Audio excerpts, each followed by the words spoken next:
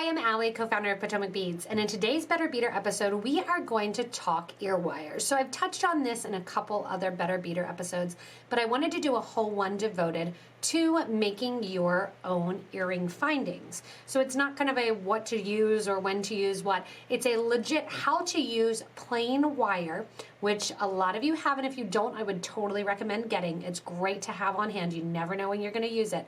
And if you're ever in a pinch, you need some ear wires, or you want to make them the effective and nice, efficient way, and cheaper way too, join me in learning how to do these different steps to make your ear wires. So some things that you need to have, and you may want to have with you, are a couple different tools. So I'm going to go over the tools first that you're going to need to make your own ear wires. The ones that are going to be essential are these three tools that I have right here. So you may have these for other examples or other jewelry making skills. These are going to be essential again for that wire working, which we're going to do to make our own ear wires.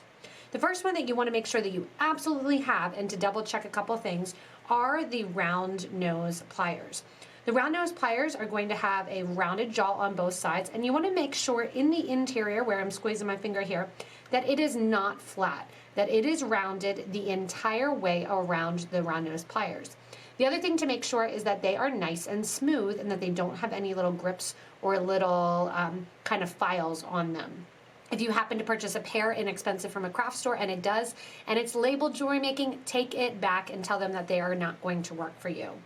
The other thing that you want to make sure that you have is a needle nose or a chain nose or a bent chain nose pliers. Again, flat inside, and you want to make sure they touch nice and tight there and that you don't have any open space. I would not recommend the ones with the cutters built in because you can't get a great cut on those nice and close like we want, so you're going to want separate cutters. But you do want those needle nose pliers. Again, make sure they do not have grooves in them because what that's going to do is bite up your wire when you're working with it. The third essential thing to have when making your own ear wires is going to be a nice flush wire cutters. You want to make sure it has a nice kind of simple point. I have magnet on mine here so I can get it magnetic to my work surface. But you want to make sure that it is really, really thin at the tip. Now you may do heavy wire working or have other pliers too. If you know that you're going to be using a gauge thicker than say 16 or 18 gauge, you may even want to mark your pliers what gauges you're going to work with them. The heavier wire that you're going to use is these wire cutters. You may want to have one that's marked up for thicker wire, one that's for thinner wire, and make that comment there on your pliers so you make sure that the ones that are going to cut the tiny thin wire are not used to cut the thick, which is going to basically chop up those little blades and make it a nice flush cut. The other thing you may want to have handy, especially if you're working with the ear wires, is a nice file. This is going to be used to file down the end of the wire to make it easier to go into your ear. You may also want a round your wire tool, and you may also want to have handy here, this is a bail making pliers. You can have a couple other fun tools like a nice pen to wrap around, and also I would recommend having some scrap paper because it's really nice basically to make your own pattern, and having a little ruler handy so you make sure that your actual wires and your earring findings fit and that they are the same. Some added extra add-on tools that you may want but aren't necessary are right here near my head. I have a hammering block. It's a stainless steel block. It's actually really, really heavy, little 2x2 block, and I'm going to use that to work with my hammer here. I'm going to hammer out portions of my ear wire, making sections flat, which is also going to harden it. Again, you don't have to have it, but you can. I also have here two nylon jaw pliers just to show the difference. One is a round nose pliers that has the nylon jaw coating and on there. You can see it's gotten bit up a little bit. And the other is a wide jaw, also that nylon jaw pliers. You can have them, you don't have to, but those are some additional things that you can add in to make your own ear wires that are going to make them a little bit more efficient to work with. The next thing we want to talk about when talking about our own ear wires is actually making them and what wire to use. There's a couple different styles of fish hooks or actually kidney back, a couple of different, I'll even show you a post, but you need to know what wire to work with. So I have here a really thin gauge. This is 30 gauge wire. You're going to notice with the 30 gauge that it can bend way too easily. It's really, really flexible. It's going to be used more so if you want to get kind of that coiling effect. I would even recommend 24 gauge for that. But you need something a little bit stiffer. Originally, you're going to think, oh, I need 18 gauge wire maybe. 18 gauge wire is going to be thicker, a lot thicker than the 30 gauge. When the number gets smaller, the wire gets thicker. 18 gauge, while it works for my ears and probably most of yours because they've been weighted down a little bit and your earring hole is a little bit bigger, pretty standard is actually going to be 20 or 22.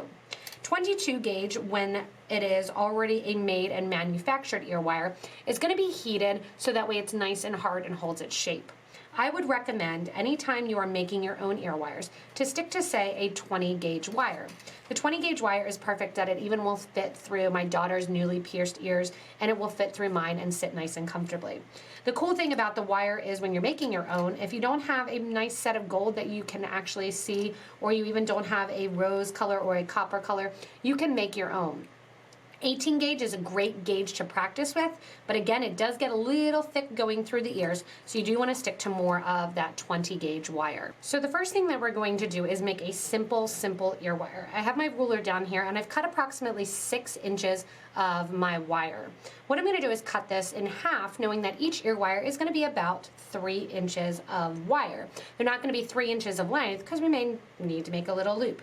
So I'm going to come back down here to my ruler, cut at the 3 here, hold your wire so that way it does not fly across the room like mine just did. And I now have 2 3-inch pieces of wire. From those 2 3-inch pieces of wire, whatever I do with one, I'm going to do with the other, since again, it is imperative that they match. Now there's several different styles that you can do. You can add a bead on if you want to, but the first thing I'm going to concentrate always is making kind of my loop, or how I'm going to attach my earring or my ear finding onto it. That being said, you can hammer down the end of the wire and make it all in one. We'll do that next. The first thing to do is to, if you want to, take a marker, draw a little line on your round nose pliers, and hold the very end of the wire and make a loop. Once you have the loop made on one side, make the loop holding at the exact same spot on your round nose pliers onto the other side. Lay them down, make sure they look good to go and that they match. The loop in my case is going to go to the outer edge, and I'm going to use that handy dandy pen that I had sitting here to make a loop that's going to fit through my ear. I'm going to hold it again at that same exact spot. So there's my loop. I'm going to bend the wire, giving myself about 1/4 inch there after the loop, and bend my wire around my pen. So simple. Pick up the other one, again, leave about 1/4 inch, bend my wire around my pen. If you notice that when it's bent here, you don't have the ear wire sitting nicely, you can go in with your needle nose pliers and flatten it out. Looking at them side by side, then they should match pretty darn perfectly. What you want to do now is, again, taking your ruler, go in, and I'm going to decide that I want to cut a full inch off of my ear wire. So I have my ruler here, I have my wire cutters, either ones, and I'm going to cut off my extra wire from one side, and then again, cutting off that extra inch from the other side. Last thing to do is kind of turn up the end. This is going to help so that way it does not fall out of your ear. When you're turning up the end of the wire, you're just going to go in with your needle nose pliers, hold at the very base or the very bottom there, and just do a slight 45-degree angle turn. Other side, same thing, hold at the exact same spot there, nice 45-degree turn. Now your ear wires match exactly as you're looking at them. So now what I want to do, in addition to that, is I want to have the option to hammer out my ear wire. To hammer out your ear wire, you're just going to grab your hammering block. And where I like to hammer out is I like to hammer right on the curve, kind of here to the back. So you're just going to take your hammer, I'm going to make a little noise. We're going to hammer down that back curve there, which is actually going to strengthen the piece. When I hammer it out, you can see a little bit of that flat surface. Hammering out on one, going into the other, hammering out the exact same piece. If you want to, you can even use some painter's tape to mark and do your guidelines. I don't want to hammer where it's actually kind of going to sit in the ear, because in that case, it's going to be a little bit wider. What I can do now with these ear wires is simply wear them, opening up and attaching any head pins, any ear wires, any drops that I want to. The other thing you may want to do, and here's where the file was shown, is go in and take that flat file and make sure to file the ends of the ear wire. You can then go down into a even thinner gauge, like a nail file, and file the ends a little bit more. You have your simple ear wires done then. Again, if you have a little piece of paper, you can draw exactly which style you want.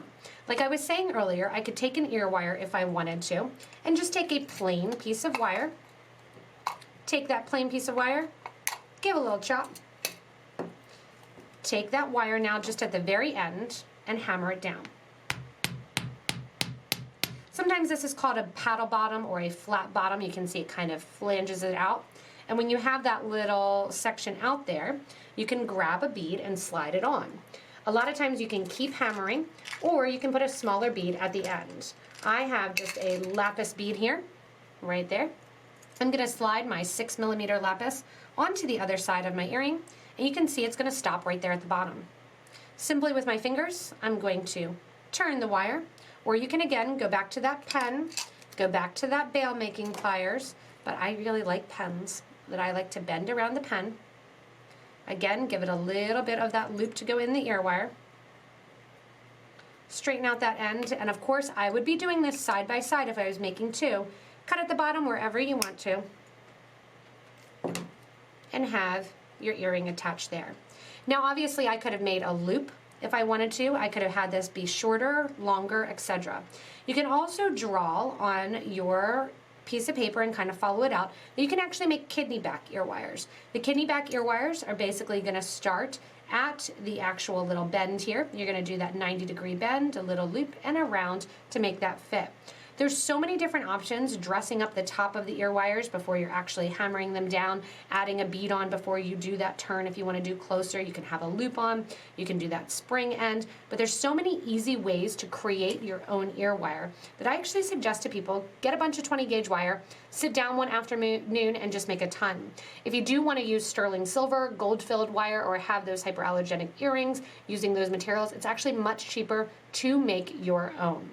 The biggest issue usually is taking that file or that round your wire tool and making sure that end is not going to scrape.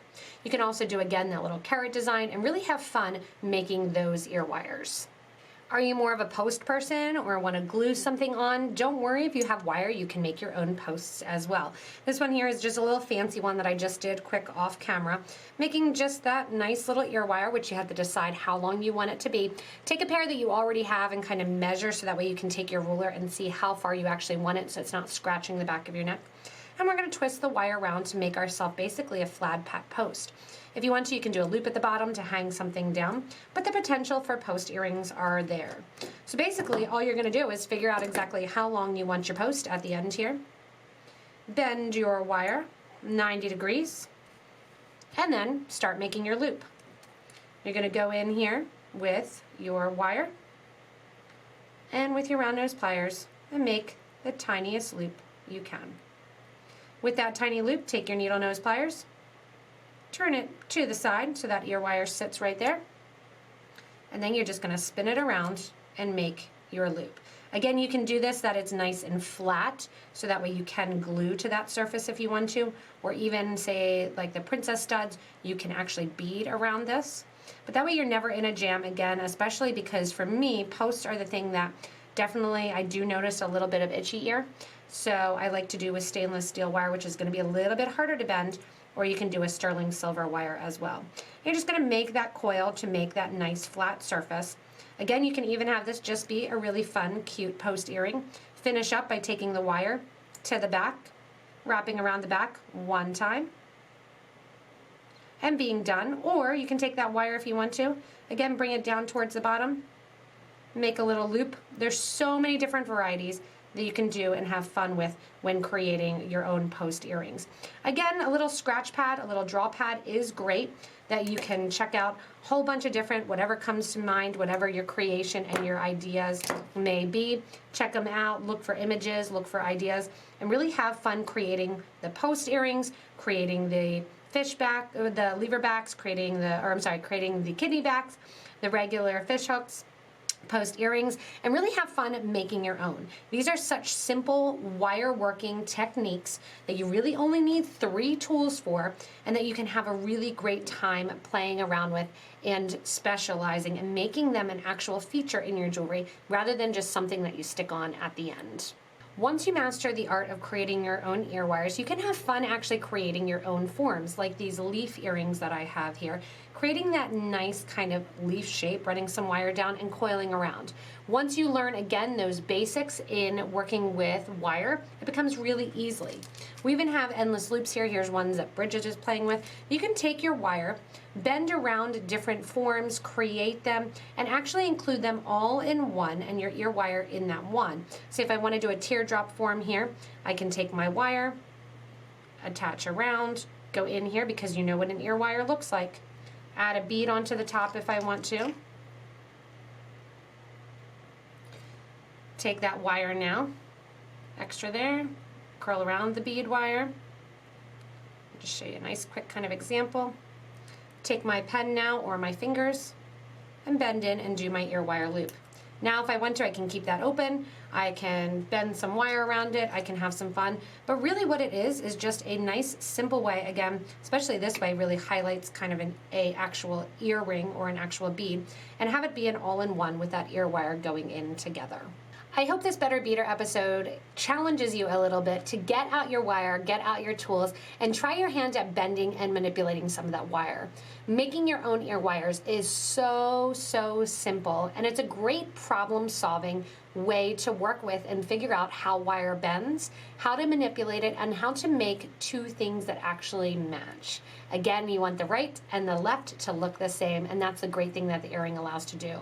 So whether or not you want to do that little lever back that you want, that's the only thing that you kind of can't do with that spring, go ahead and purchase those. But anything else, if you want to do the fish hook, if you want to do the kidney back, if you want to do post earrings, or even all-in-one earrings where the earring is included in the ear wire, which is my favorite, so you don't actually lose the ear wire off by accident, you can pick up some wire, some 20 gauge, 18 gauge, even 22 gauge, and kind of play around with forms and working with those ear wires. As with all the Better Beader episodes, make sure to comment below and join in the conversation of this Better Beader, helping out other fellow craft makers like you. Remember, you can also press the little bell and subscribe to this YouTube channel to get regular updates from us here at Potomac Beads.